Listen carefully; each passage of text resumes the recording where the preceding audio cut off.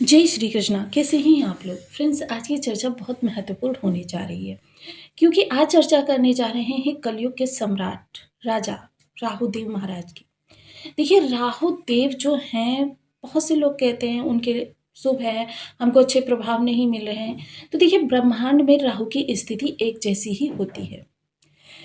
राहु जो होते हैं प्रत्येक व्यक्ति के लिए अलग अलग भागों को डिवाइड नहीं करते हैं कि ये भाग अमुक व्यक्ति को मिलना चाहिए, ये भाग अमुक व्यक्ति को मिलना चाहिए। राहु अपनी तरंगों को, राहु हो या अन्य कोई भी ग्रह हो, अपनी तरंगों को यथावत धरती तक प्रसारित करने का काम करते हैं। इसको हम एक उदाहरण के द्वारा समझ सकते हैं। जैसे कि देखिए, आप मोबाइल यूज करते हैं जो कि राहु की ही वस्तु है। उसमें इंटरनेट है, वो भी राहु की ही वस्तु है। अब जहाँ से नेटवर्क आ रहा है, एक आपके घर में सदस्य है, उसका मोबाइल जो है बहुत अच्छी फ्रीक्वेंसी को कवर करता है। आपका मोबाइल है उस फ्रीक्वेंसी को अच्छे से कवर नहीं कर पाता है। तो मतलब ये जो सैटेलाइट जहाँ से आपके पास तरंगे उपलब्ध कराई जा रही हैं, उसकी गलती नहीं है, क्योंकि उसमें एक फ्रीक्वेंसी सेट है कि इतनी फ्रीक्वेंसी तक आपको उस एरिया को कवर करना है। अब उस एरिया के अंतर्गत आते हुए आप उस फ्रीक्वेंसी को, मोबाइल को कवर नहीं कर पा रहा है। मतलब ये उस सैटेलाइट की गलती नहीं है, बल्कि उस मोबाइल की गलती है, जिस मोबाइल में किसी कारणवश कुछ उसमें कमी है, जिस कारणवश वो उस फ्रीक्वेंसी को कैप्चर नहीं कर पा रहा है और आपको उसका लाभ नहीं मिल पा रहा है। अर्थात अब यहाँ पर राहु अपनी ऊर्जा धरा पर एक जैसी ही भेज रहे हैं, लेकिन कुछ लोगों को उसके निगेटिव प्रभाव मिल रहे हैं, कुछ लोगों को पॉजिटिव प्रभाव मिल रहे हैं। इसकी भी हम चर्चा आगे करेंगे।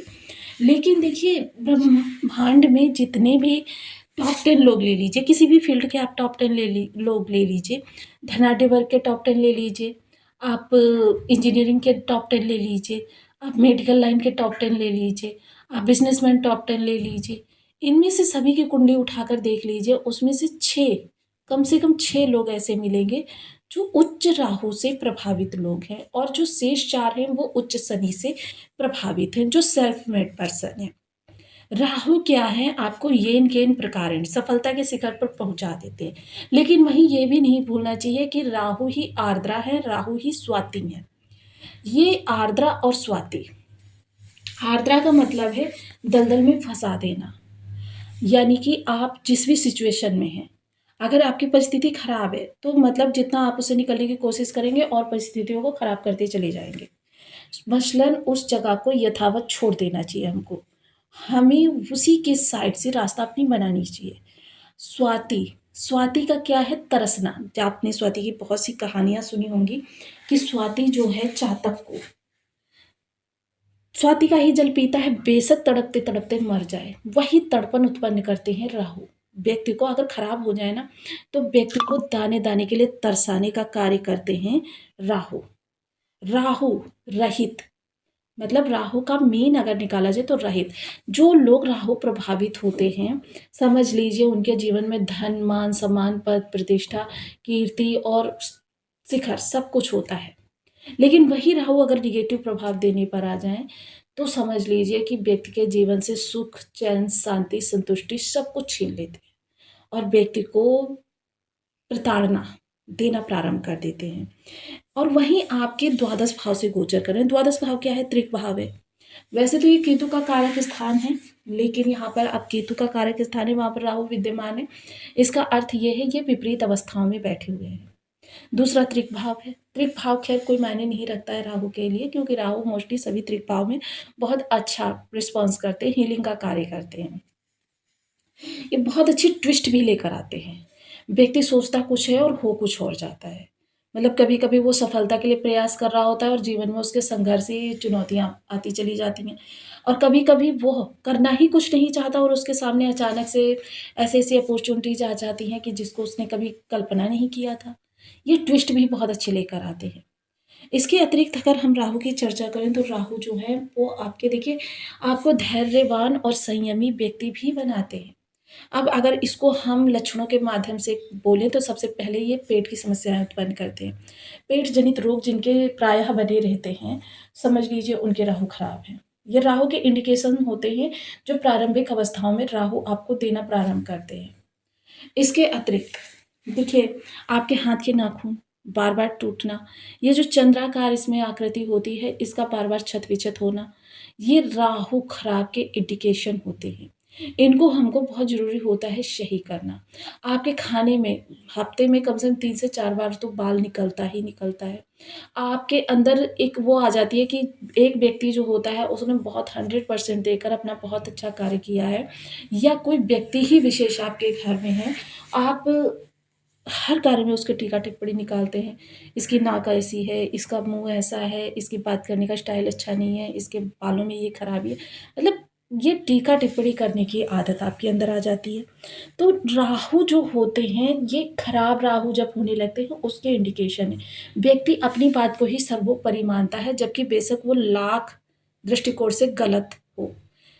राहु जब आपको अच्छे प्रभाव देने आते हैं तो व्यक्ति सौम्य हो जाता है, विनम्र हो जाता है, सुसभ्य हो जाता है, सुशील हो जाता है, धैर्यवान हो जाता है, हर बात को गूढ़ता से समझने वाला हो जाता है, क्योंकि तर्क और चालाकी ये सारी राहु के पास होती हैं। वो सुनता ज़्यादा है, समझता ज़्यादा है, बोलता कम है। हर बात का, हर परिस्थिति का एक ही दृष्टि में उसके अंदर आत्मसात हो जाती है। स्कैनर होती हैं उसकी आंखें।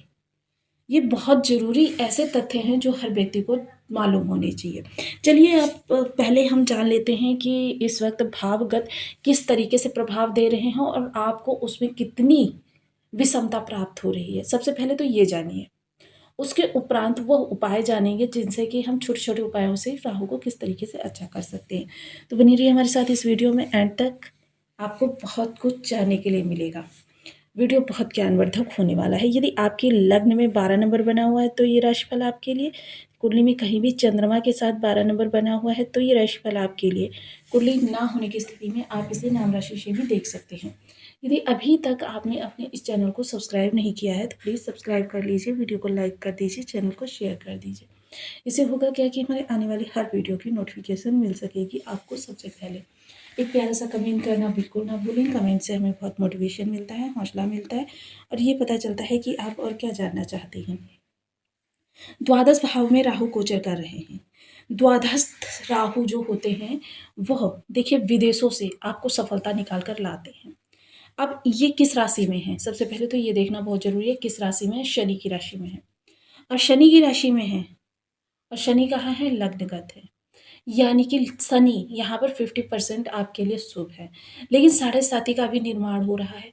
इस समय पर शनि जो हैं आपको परिपक्व भी कर रहे हैं। हालाँकि देखिए आप मीन राशि के जातक हैं, जिसकी वजह से आपको उतनी ज़्यादा विषम प्रभाव नहीं मिल रहे, जैसे कि मकर और कुंभ वालों को मिले हैं। क्योंकि साढ़े साथी का मतलब ही होता है भूमि शिलाऊं भूखा मारूं तिस पर मारूं लात। आप लोगों के उपहास का केंद्र बिंदु बन जाते हैं, चाहे जितना भी अच्छा कार्य आप करें लोगों की समझ में उसका मीन नहीं आता है।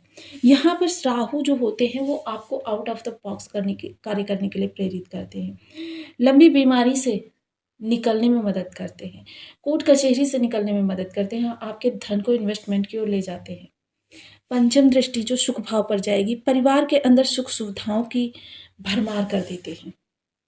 परिवार के अंदर आपकी जितनी भी सुख सुविधाएं होती हैं वो इतनी ज़्यादा आपको प्राप्त होती हैं, इतना ज़्यादा उनका लाभ आप उठाते हैं कि बस आप निहाल हो जाते हैं। सुख सुविधाएं, इसके अलावा राहु परम आध्यात्मिक भी बनाते हैं, तो ऐसे में परिवार का कोई सदस्य जो होगा बहुत बड़ा प्रचंड धुरंधर विद्वान धर्मकांडी होगा। भूमि भवन वाहन खरीदने के योग बनते हुए दिखाई दे रहे हैं और आपके जीवन में खुशियों की प्राप्ति होती हुई दिखाई दे रही है। सप्तम दृष्टि जो आपके षष्ठ स्थान पर जा रही है तो राहु यहाँ पर शत्रुओं के लिए महाकाल बन चुके हैं। उसके अतिरिक्त अगर मैं चर्चा करूँ यहाँ पर बीमारियों के लिए, तो देखिए जो लोगों निगेटिव राहु से पीड़ित होंगे उन लोगों के घर में जो बीमारी होगी वो थोड़ा लंबे समय तक चलने वाली होगी, और जो लोग अच्छे राहु से प्रभावित होंगे वो समझ लीजिए कि राहु उनकी बीमारी को चुटकियों में सॉल्व कर देंगे। ऋण संबंधी लेना चाहते हैं तो उसके लिए बहुत अच्छे योग बनाएंगे, और अगर चुकाना चाहते हैं तो उसके लिए भी बहुत अच्छा रिस्पॉन्स देते हैं। सबसे अच्छी दृष्टि अष्टम दृष्टि जो अचानक धन को जागृत कर रही है। इस ऐसे में देखिए आपके पास अटका धन, कहीं पर चूका हुआ धन। वैसे तो राहु मोस्टली क्या होते हैं, लॉटरी, सट्टा, जुआ, इन चीज़ों के कारक होते हैं, लेकिन इन चीज़ों के हम पक्षधर नहीं हैं।